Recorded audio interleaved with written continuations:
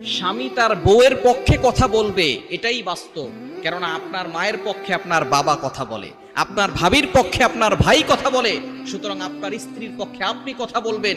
এটাই হচ্ছে চিরন্তন সত্য। কেননা কোনো স্বামী যদি তার স্ত্রীর পাশে না দাঁড়ায়, তাহলে সেই স্ত্রীটা কার কাছে যাবে? এজন্য একটা মেয়ে যখন তার বাবার বাড়ি থেকে শ্বশুর বাড়ি আসে, তখন ওইখানে তার সবচেয়ে আপন হচ্ছে তার স্বামী।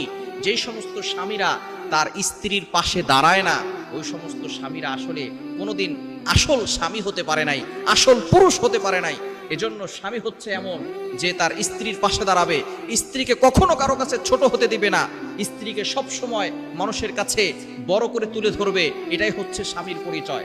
এজন্য আসল স্বামী, সত্যিকারের স্বামী যারা, তারা স্ত্রীর পক্ষে কথা বলে। কেননা আপনার স্ত্রী খারাপ হলেও আপনার স্ত্রী যদি অনেক খারাপও হয়, তারপর আপনার স্ত্রী, আপনি আপনার স্ত্রীর পাশে দাঁড়াবেন। কেননা আপনার মায়ের পক্ষে আপনার বাবা কথা বললে, আপনার ভাবির পক্ষে আপনার ভাই কথা বললে, আপনি কেন আপনার স্ত্রীর পক্ষে কথা বলতে পারবেন না?